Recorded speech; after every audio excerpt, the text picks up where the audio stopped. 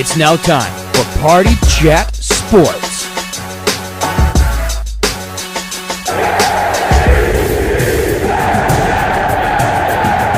The only thing else I got to say is, how about them Cowboys?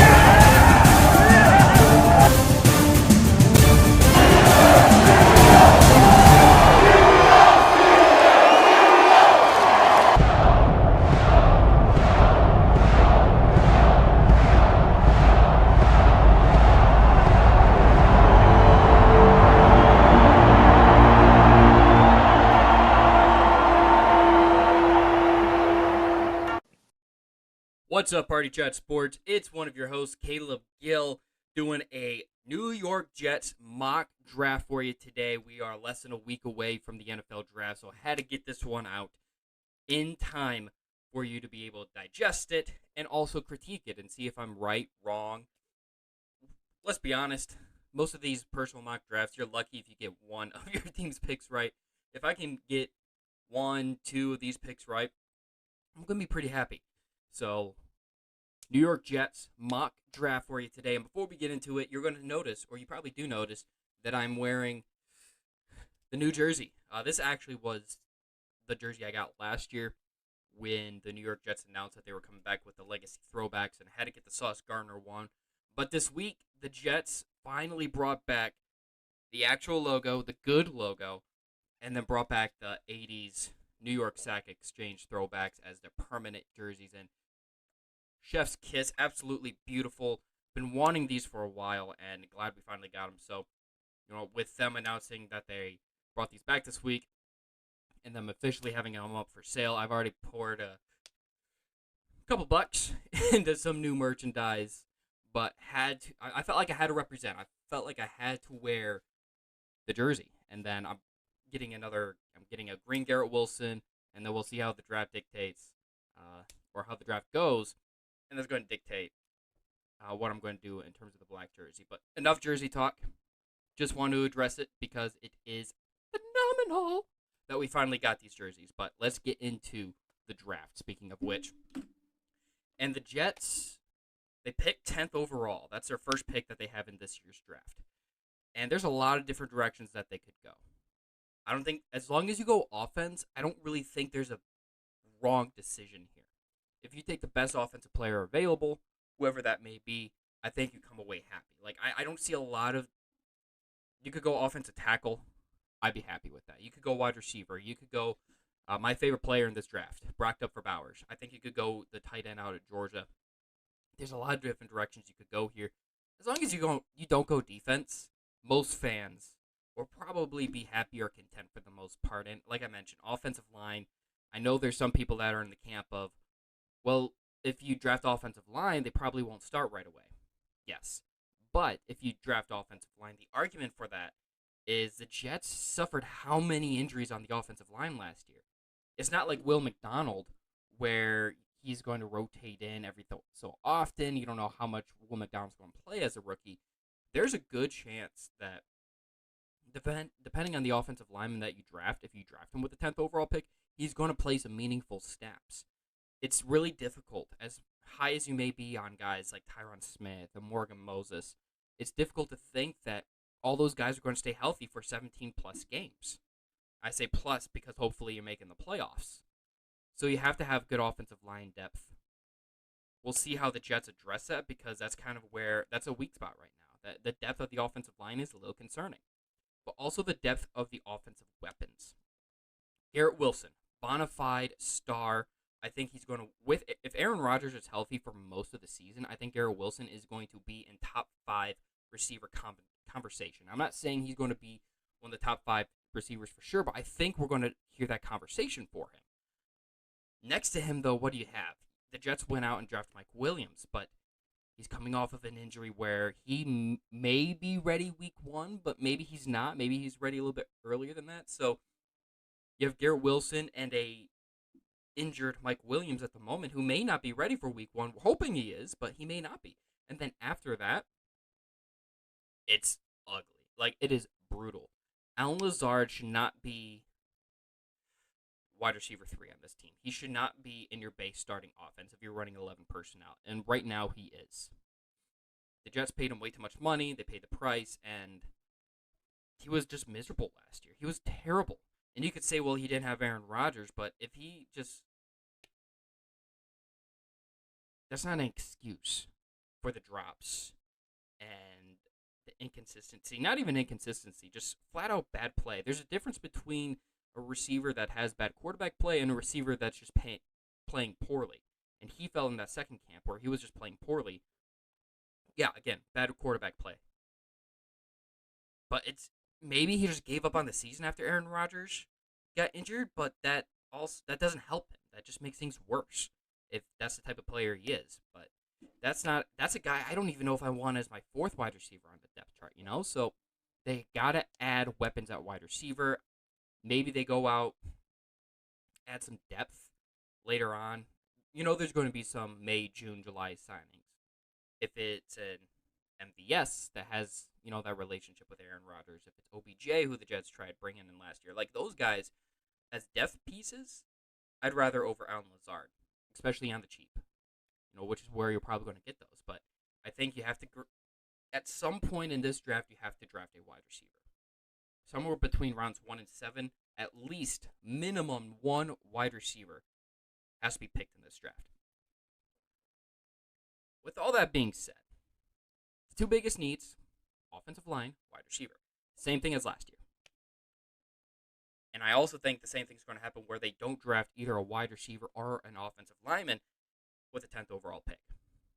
I've been on this train for a while. I'm staying with it. I'm sticking to it. I'm going to be consistent and say that I think the Jets are brocked up. I'm hashtag trademark that shit, by the way. Okay, that's a Caleb Gill Party Chat Sports, you know, slogan right there.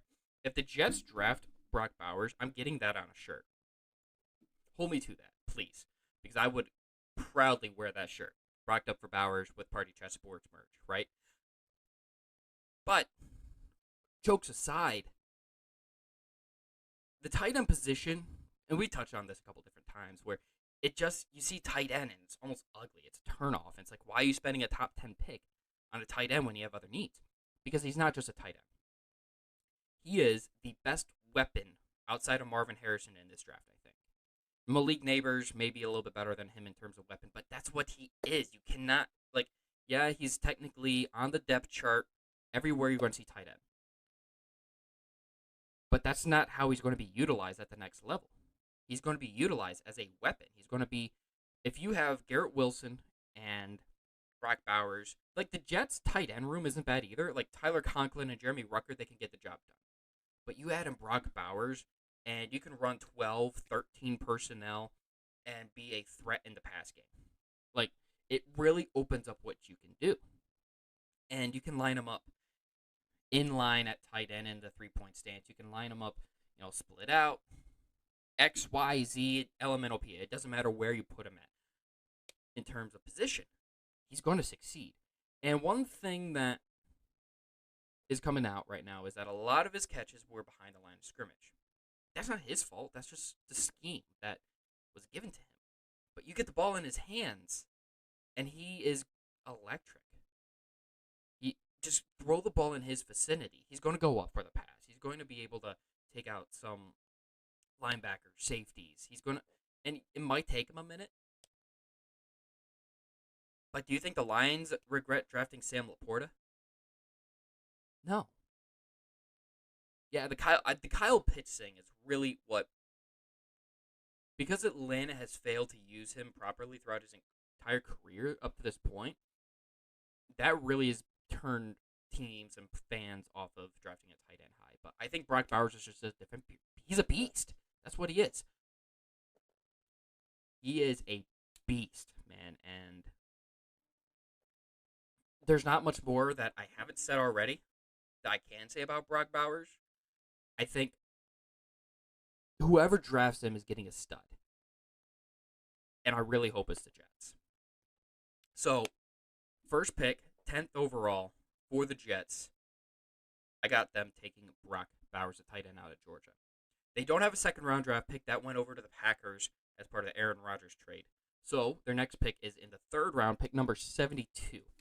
And because they didn't address offensive line in the first round, a lot of people are probably going to lean towards offensive line. Here, you've got guys like Christian Mahogany out of Boston College. And if I pronounce these names wrong, I apologize.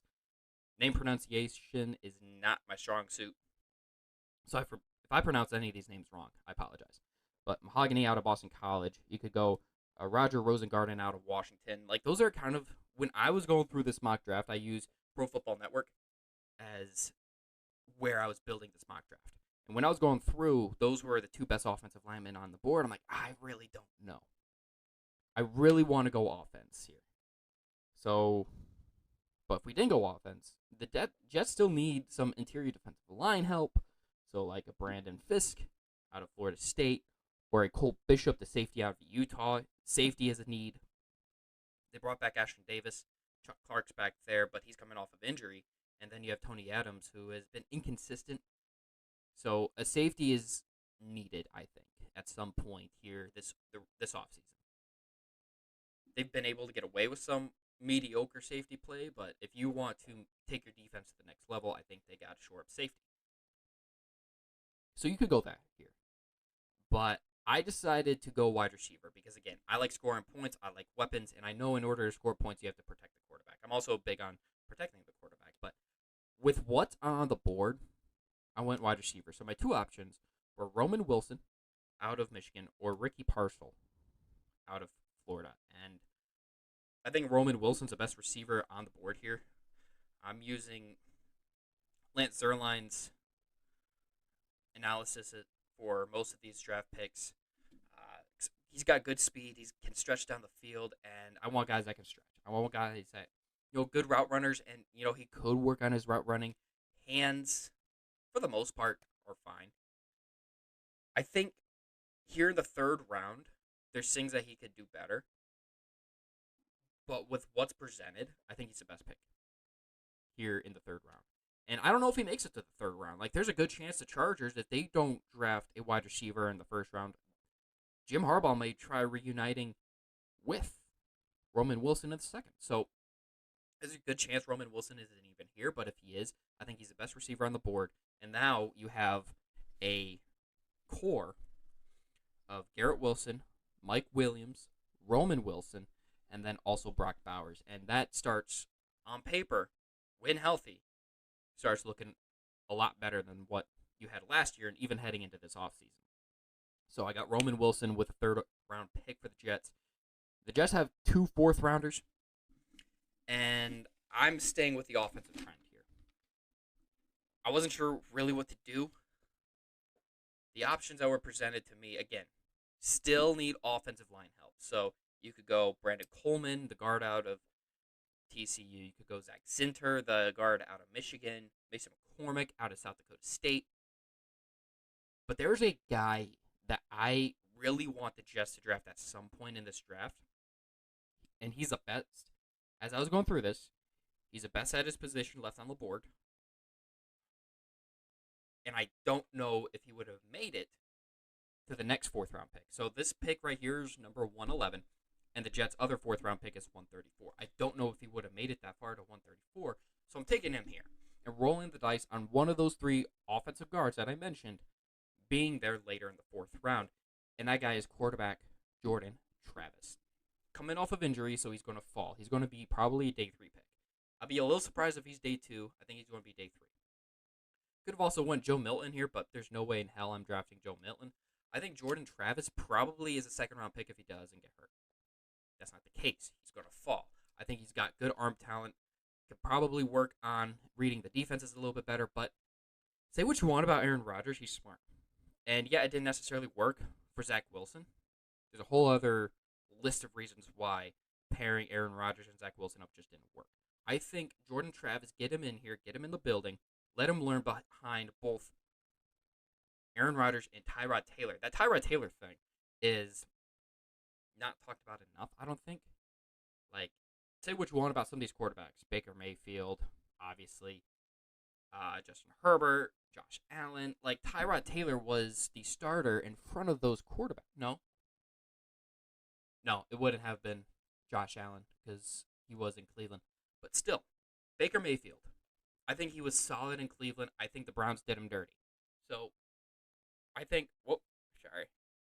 I'd put him as a successful quarterback that backed up Tyrod Taylor. Same with Justin Herbert.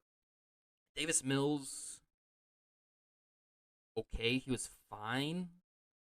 I think he can have a solid career, but like Tyrod Taylor's not a bad quarterback to learn from, and that's kind of the role he's shown that he can be. And you have him on the roster. This isn't a redshirt year, obviously, because you have Tyrod Taylor. So draft him. Yeah, 4th round might be a little high, but you roll the dice. I kind of like the Bill Parcells thing where you take a quarterback every year, even if you have a guy. You take a quarterback every year just in case, because even if that backup turns into be a guy, you could get something back for him that's worth your while. So Jordan Travis, because I don't think he would have made it to 134. Who does make it to 134? I'm going with Zach Zinter, the guard out of Michigan, which sickens me that I went Michigan, non-Michigan, Michigan player here. 2 Michigan guys in this draft right now.